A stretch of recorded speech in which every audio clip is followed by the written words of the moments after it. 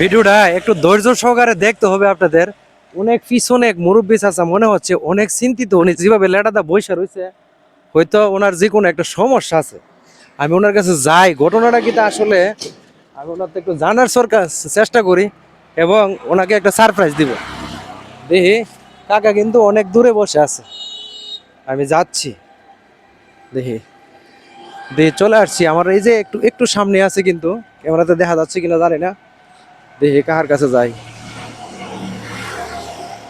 কাহা, আসসালামু আলাইকুম। ভালো আছেন আপনি? আপনার খুব চিন্তিত মনে হচ্ছে কাহা। কি তা কাহা চিন্তাটা? চিন্তা কি আর আপনি যেভাবে বসে আছেন এখানে, এনে বয়ে মানে রয়েছি গরম করে হয়রান লাগছে বয়ে রয়েছি। গরম করে মনটা ওদিকে খুব খারাপ, কোনো সমস্যাতে আছেন?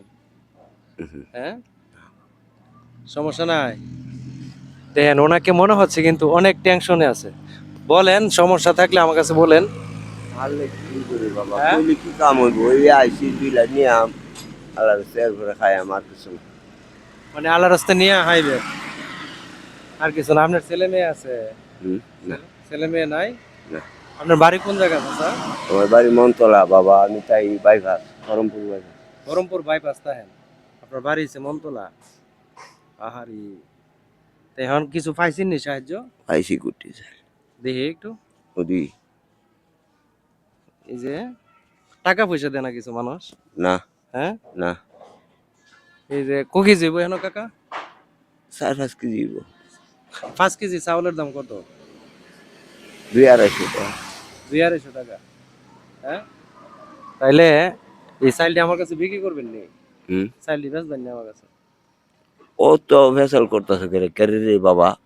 চাইলটি আমি কিনে নেই আপনার থেকে। আমি খাইম কি নিলে গা, আমি এক সপ্তাহ বাড়িতে না তো। এক সপ্তাহ বাড়িতে? আমি অসুস্থ মানুষ, বাড়ি আইতে না, এই কিছু টাকা আইলি। আচ্ছা, তাহলে আমি আপনার এই 5 কেজি চাইলের টাকা দিয়ে দিই, আপনার পাইছেন না? হ্যাঁ, আপনার অনেক অসুস্থ মনে হইতেছে, লোকটা আসলে অনেক অসুস্থ, যে কোনো একটা টেনশনে আছে, এই জন্য অনেক অসুস্থ বোঝা হইতেছে।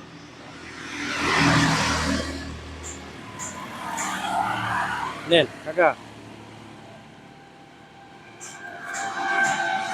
না রে বাবা, নেন। আমি দেখাই আমার। আপনারে আমার ছেলে, আপনার ছেলের মতো মনে করিয়া আপনার আমি হুশিয়া টাকাটা দিছিল। এখন পাইছেন গা, আপনি আজকে অনেক অসুস্থ মনে হইতেছে।